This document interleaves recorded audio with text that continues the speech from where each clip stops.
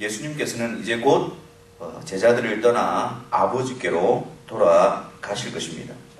이제 더 이상 제자들은 육신적으로 예수님의 말씀을 들을 수도 없고 예수님과 함께 있을 수도 없게 되어졌습니다.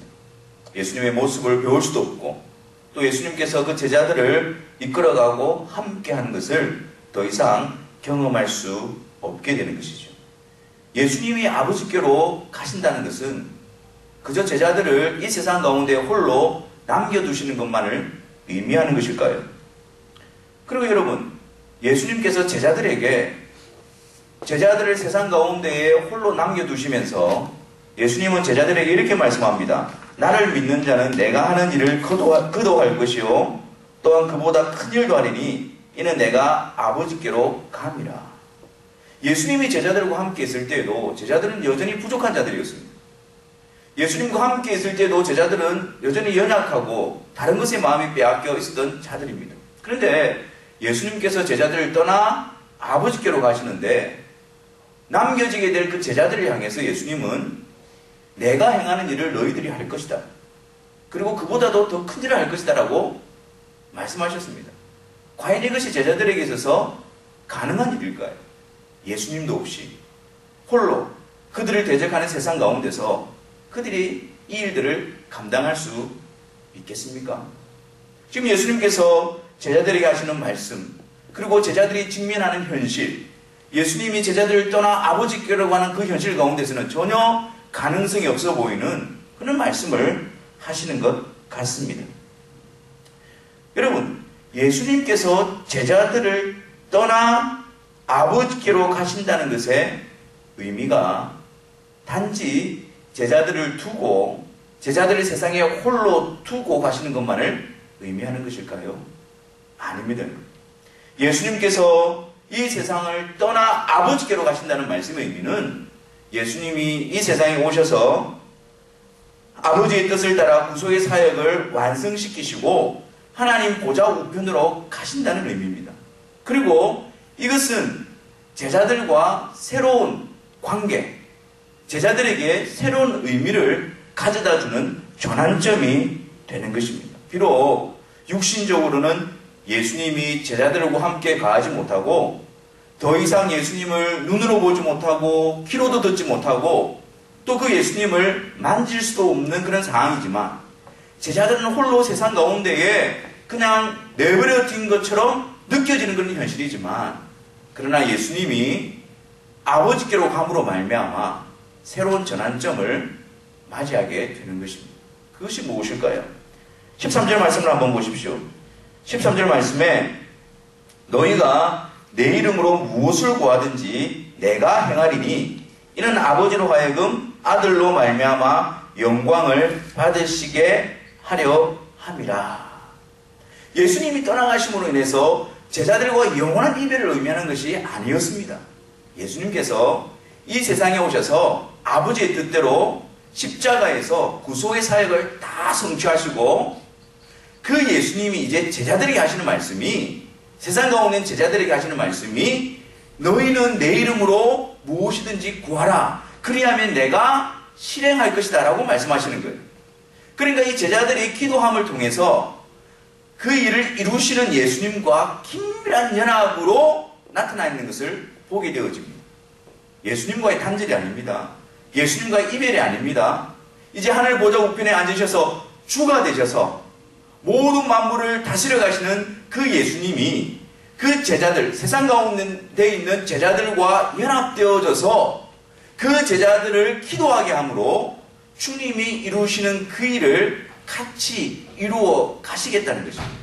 이제 더 이상 제자들 연약함과 부족함 가운데 사로잡혀 있는 자들이 아니라 예수님과 함께 예수님이 이루신 그 십자가의 복음을 말미암아 하나님의 나라를 이루시는 그 일의 동력자로 영광의 도구로 부름을 받고 있는 것입니다.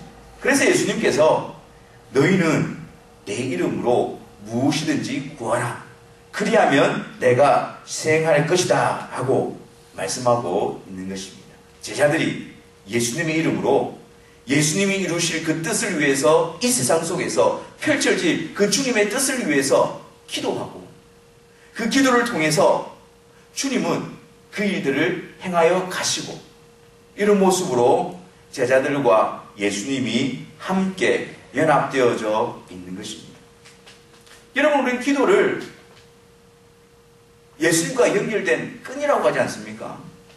예수님과 우리를 동일하게 묶고 있는 그런 연결되어져 있는 끈과도 같은 것입니다. 우리가 이 세상에서 기도함을 통해서 예수님은 우리의 기도를 그분이 행하시는 그 일에 반응시키셔서 사용하셔서 주님의 일을 이루어 가시는 그 일들을 행하여 가시는 것입니다. 그런데 우리는 이 말씀을 보면서 이런 생각을 가지기도 합니다. 예수님께서 제자들에게 기도하라고 말씀하시면서 너희가 무엇이든지 예수님의 이름으로 기도하라고 말씀하신 것을 가지고 그러면 내가 원하는 무엇이든지 구하면 되는 것이 아닌가라는 생각을 가지기도 합니다. 근데 여러분, 이 본문의 문맥을 보십시오. 예수님께서 제자들에게 이렇게 말씀하신 배경을 한번 살펴보십시오. 단지 너희들이 필요한 것을 구하라 라는 관점에서 이 말씀을 주신 것이 아닙니다. 지금 예수님은 제자들을 부르시고 그들을 자기의 사람으로 삼으셨습니다. 그리고 예수님은 아버지의 뜻을 따라 십자가를 지시고 부활하셔서 하나님 우편에 앉아 계실 것입니다. 그리고 그들을 통해서 무엇이든지 구하라, 내가 실행할 것이다 라고 말씀합니다. 이것은 제자들에게 필요를 채우기 위한 어떤 수단으로서 주신 것이 아니라 예수님과 부활 승천하신 예수님과 함께 연합되어져 있는 의미 속에서 무엇이든지 기도하라고 우리에게 말씀하고 있는 것입니다. 기도함을 통해서 우리가 주님과 연합되어져 있고 주님의 이름으로 주님이 행하실 일에 부름을 받고 있다는 사실을 확증하는 것이 바로 기도의 의미인 것입니다. 주님께서 우리를 통해서 주님의 뜻을 이루어 가실 때에 여러분, 우리는 당연히 무엇이든지 기도하는 자여야 합니다. 왜냐하면 우리 힘으로 우리 스스로 그 일들을 이루어갈 수 있는 능력이 우리에게는 전혀 없기 때문입니다. 그래서 구하라고 말씀하시는 거예요. 무엇이든지 구하라고 말씀하시는 것입니다. 그것은 내가 주님 앞에서 주님이 그 일을 이루어 가시는 일에 있어서 저는 전적으로 무능합니다. 제가 할 수 있는 일은 아무것도 없습니다. 주님이 그 일을 이루시는 분이십니다. 주도권을 그분에게 돌려드리는 것이 무엇이든지 기도하라는 것의 의미가 될 것입니다. 또한 동시에 무엇이든지 주님의 이름으로 기도하라는 것의 의미는 우리에게 해당되는 부분이 아니라 예수님에게 해당되는 부분입니다. 그분이 누구십니까? 그 하나님의 뜻을 이루어 가시는 일에 우리를 불러서 우리를 통해서 그 일을 이루어 가시는 일에 주님은 무엇이든지 이룰 수 있는 능력이 있으신 분이시라는 사실입니다. 무엇이든지 기도한다는 것은 내가 모든 것을 주님 앞에 기도해야 되는, 내가 행하는 자가 아니고 내가 이루는 자가 아니고 예수님이 이루시는 분이시라는 것을 인정함의 의미로서 무엇이든지 기도한다는 것이고, 무엇이든지 행하는 그 일의 능력이 내게 있는 것이 아니라 주님께 있습니다. 주님이 무엇이든지 행할 수 있는 분입니다 라는 믿음의 고백으로서 우리는 무엇이든지 기도하는 자가 되어야 한다는 사실인 것이죠. 그래서 예수님께서는 이 세상 가운데 있는 그의 제자들, 예수님께 속해 있는 자들, 그들을 통해서 이제 예수님께서 이루신 그 일을 온 세상 가운데에 선포하게 함으로, 드러나게 함으로 하나님의 나라를 이루어 가실 것인데, 그 일에 있어서 그들의 능력으로 이루어 가는 게 아니고 주님께서 이루어 가시는 그 의미로서 그들에게 무엇이든지 기도하라고 말씀하고 있는 것입니다. 그러므로 기도라는 것은 주님과 함께 주님의 일을 이루어가는 그 일에 우리가 부름받고 있다는 것을 확인하는 자리인 것입니다. 사실 우리들은 이 일을 이룸에 있어서 아무런 능력이 없는 자입니다. 이 세상 가운데서 주를 믿는 자로서 주의 일을 감당할 때에 때로는 우리 마음에 교만된 마음이 생깁니다. 내가 열심히 해서, 내가 헌신해서 뭔가 내가 이룬 것처럼 그렇게 생각이 될 때가 있습니다. 그럴 때마다 우리는 무엇이든지 주께 기도하는 자리로 나와야 합니다. 나는 스스로 주님의 일을 이루는 데 있어서 조그마한 능력도 없는 자입니다. 이 모든 것을 이루시는 분은 주님이십니다. 그런 믿음의 고백으로 기도의 자리에 나와서 모든 것을 아뢰는 자가 되어야 합니다. 또 반대로 우리 눈에 주의 일을 감당하면서 주님의 뜻이 이루어지는 것이 보이지 않을 때에 낙담과 낙심 가운데 젖어들 때도 무엇이든지 주님의 뜻을 이루는 데 있어서 주님께서 무한하신 능력을 가지시고 그 일을 이루시는 주님을 바라보는 자리로 우리는 활용할 수 있어야 하는 것이죠. 주님만이 주님의 뜻대로 그 일을 행하시는 분이십니다. 나는 불가능하고 나는 감당하지 못하고 내 눈에는 보이지 않는다 할지라도 주님께서 그 일들을 이루어 가시는 분이십니다. 그래서 우리는 교만된 자리에서 일어나 주님 앞에 기도하는 자리로 나와요. 낙담과 낙심 가운데서 주의 뜻을 행하는 데 있어서 포기하려고 하는 유혹 앞에서도 우리는 무엇이든지 주의 이름으로 기도하는 자리로 나와 엎드리는 자들이 되어져야 하는 것입니다. 그럴 때에 주님께서 우리를 통하여 그 모든 일들을 이루어 가십니다. 여러분, 우리가 주의 일이라고 하나님의 뜻이라고 확신하면서 그것을 위해서 기도하고 또 그것을 위해서 순종하며 애를 쓰고 있는데도 우리 눈에 우리가 원하는 만큼의 변화가 나타나지 않을 때에 우리 마음에 낙심이 젖어들지 않습니까? 우리 눈에 그런 변화가 없을 때에 우리는 깊은 실망감에 빠지지 않습니까? 하나님의 나라와 하나님의 뜻을 위하여 정말 주님이 기뻐하시는 그 일을 위하여 나의 욕심이 아니라 나의 필요가 아니라 주님이 원하시는 그 일을 위하여 기도함에도 불구하고 우리 눈에 보이는 현실은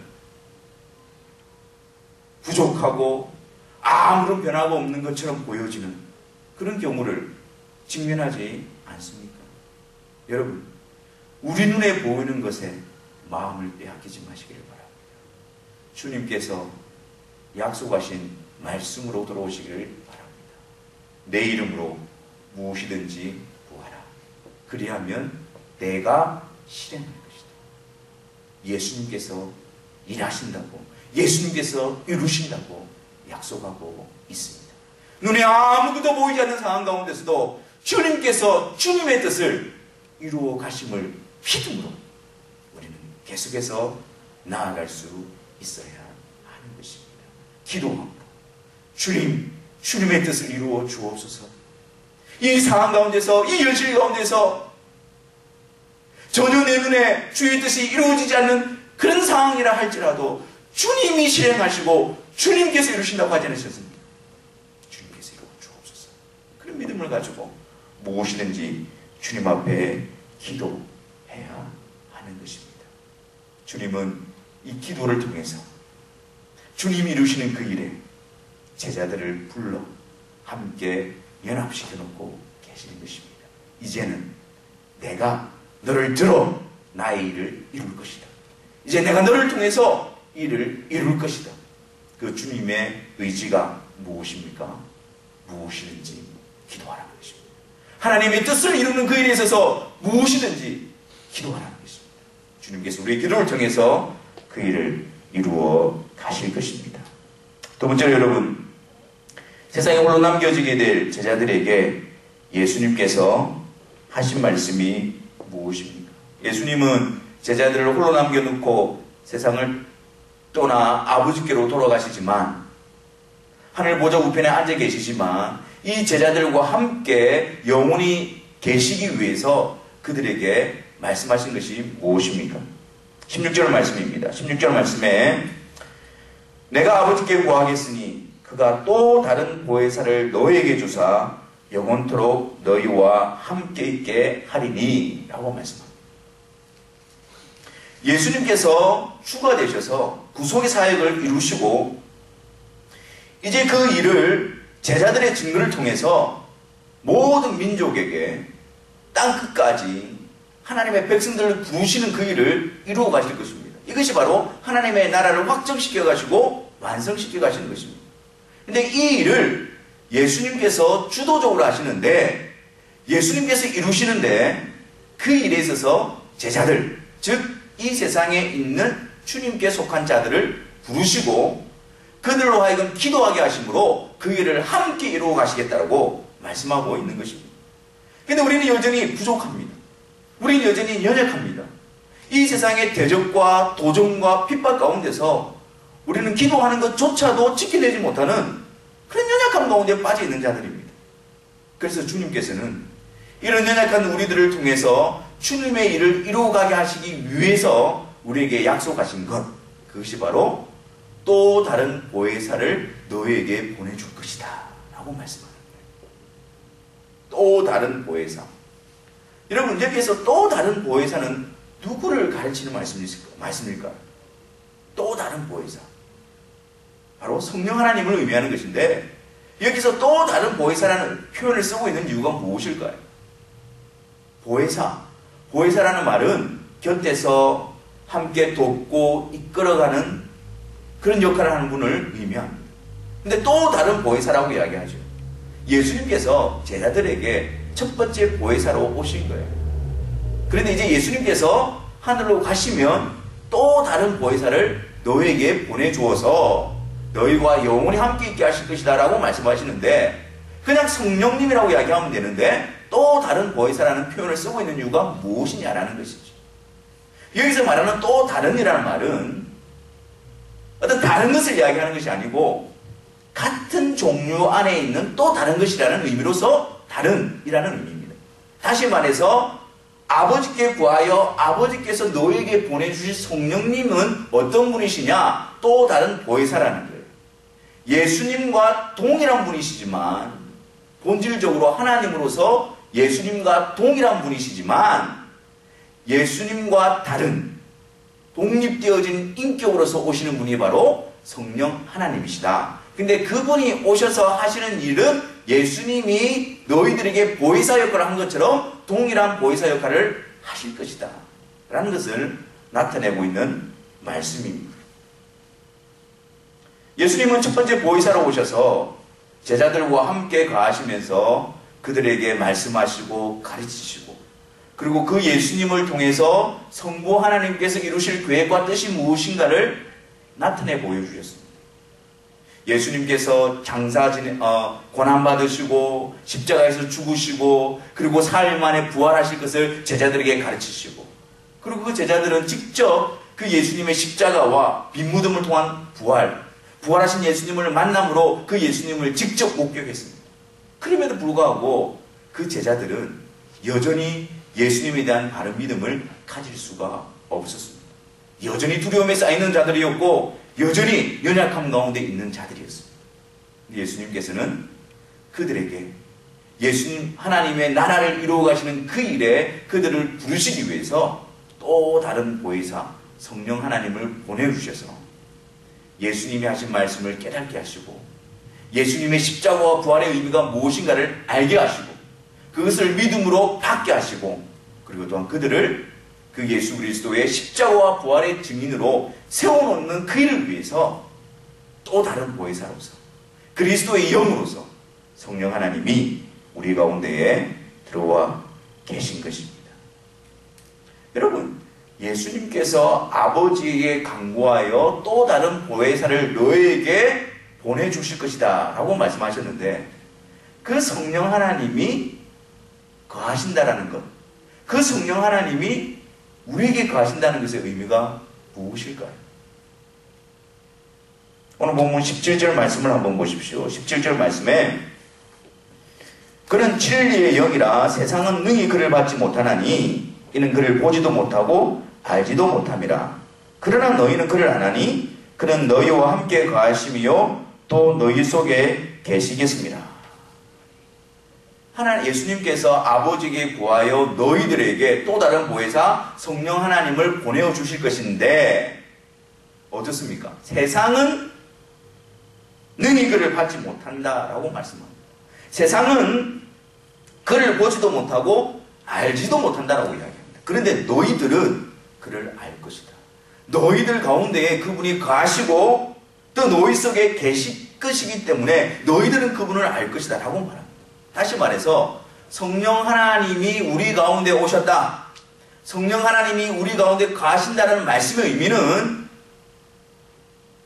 어떤 세상적인 자격이나 조건으로 인해서 성령이 거하시는 것이 아니라 성부 하나님의 택하심과 성자 하나님이신 예수 그리스도의 구속의 사역으로 핏부림을 받은 그들에게 성령 하나님이 임하시는 것입니다. 그들을 붙들고 그들을 보존하고 그들을 세워놓기 위해서 또 다른 보혜사로서 보내주시는 것입니다. 그러므로 성령 하나님이 내 가운데 계시고 내 속에 거하고 계신다는 것은 나는 성부 하나님으로부터 택하심을 받은 자이고 그 예수 그리스도의 십자가의 보혈이 나에게 베풀어져 있으며 그리고 그 성령 하나님이 나를 붙들고 있다는 것의 확증으로서 성령 하나님이 내 안에 거하고 계신다는 말씀의 의미가 되는 것이죠.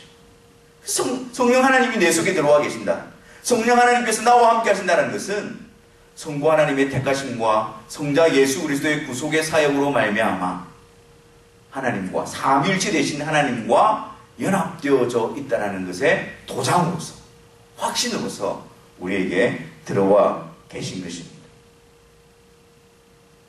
제자들의 모습을 한번 보십시오. 제자들이 예수 그리스도를 알고 또 그분의 부르심에 대해서 믿음으로 반응할 수 있었던 이유는 무엇입니까? 아버지께서 내게 주신 자들입니다. 예수님 그렇게 말씀하죠. 성부 하나님의 택하심으로 그 아들 예수 그리스도께 이끌어 주셨기 때문에 그들이 예수님을 알고 예수님에 대한 믿음으로 고백하는 거예요. 여전히 부족하고 연약하지만. 그리고 그들을 위해서 예수님은 성령, 보혜사, 또 다른 보혜사인 성령 하나님을 아버지께 요청하여 간구하여 아버지께서 보내주십니다. 그래서 그 성령 하나님은 그들 가운데에 거하셔서 그들 속에 거하셔서 그들이 믿는 예수님에 대해서 더 깊이 알게 하고 확신을 가지게 하고 그리고 믿음 안에서 자라나게 하고 그 예수님의 증인으로서 세워질 수 있도록 그들 가운데 역사하고 계시는 것입니다. 그래서 성령 하나님의 오심으로 말미암아 성부 하나님의 택하심이 이루어지는 것입니다. 성령 하나님의 오심으로 말미암아 성자 하나님이 이루신 그 일이 하나님의 택하신 자들에게 베풀어지는 것입니다.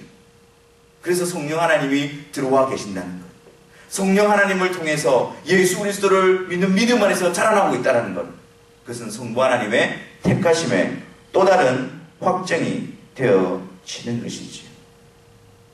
성령 하나님이 우리 안에 들어와 있다는 것이 얼마나 놀라운 일인지 모릅니다. 그래서 예수님께서 제자들에게 그렇게 말씀하시잖아요. 너희들이 예루살렘을 떠나지 말고 아버지께서 약속하신 것을 기다리라고 말씀하죠. 예수님께서 제자들에게 가서 모든 족속으로 제자를 삼으라고 말씀하셨는데 그 일을 하기 전에 아버지께서 보내실 약속하신 또 다른 보혜사 성령 하나님을 기다리라고 이야기하는 거예요. 너희들 스스로 이 일을 감당할 수 있는 게 아니고 너희를 통해서 이 하나님의 나라를 이루어가는 일을 이루어가실 것인데 너희들의 능력이 필요한 것이 아니라는 거예요. 너희들이 증거하는 그 예수 그리스도의 복음으로 이 일을 이루어갈 것인데 너희들의 힘으로 감당하는 것이 아니라는 거예요. 아버지께서 보내주실 성령 하나님을 통해서 일을 이루어 가신다라고 말씀하고 있습니다. 그래서 여러분, 성령 하나님이 우리 안에 들어와 계신다는 것은 성령께서 우리 안에 충만히 역사하실 때에 우리 가운데 나타나는 증거가 무엇입니까? 예수님에 대한 바른 믿음으로 채워지게 되죠. 그 예수님에 대한 믿음으로 든든히 세워지게 되어집니다. 그리고 너희가 성령이 오직 너희에게 임하시면 너희가 권능을 받고 예루살렘과 온 유대와 사마리아와 땅까지 이르러 내 증인이 되리라. 예수 그리스도가 행하신 일, 예수 그리스도의 십자가와 부활을 통해서 하나님이, 성부 하나님이 계획하신 그 일을 드러내는 일에 증인으로서 세워지게 되는 것입니다.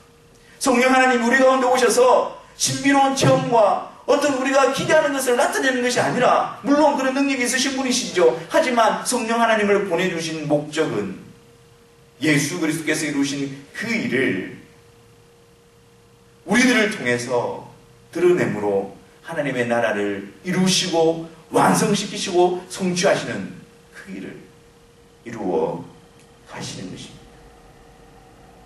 실제적으로 제자들의 모습을 한번 보십시오. 제자들은 예수님께서 제자들 곁에 함께 계셨습니다. 예수님의 말씀을 듣고 예수님의 행하시는 일들을 보면서 또 예수님이 말씀하신 것을 들으면서 제자들은 3년의 시간을 보내었지만 실제적으로 사실 그들이 그 의미를 바르게 이해하지 못했어요. 알 수가 없었습니다. 하지만 성령께서 오시고 난 다음에 그들은 어떻게 됩니까? 부활하신 예수님을 배웠고도 그들은 뿔뿔이 흩어졌던 자들입니다. 근데 성령께서 임하셔서 그들 가운데에 예수님이 행하신 그 일의 의미를 알게 하시고 보게 하시고 믿음으로 확신하게 세워주시니까 그들이 어떻게 되어집니까? 예수 그리스도의 증인이 되어져 주의 복음을 전하는 자로 세워지게 되는 것입니다.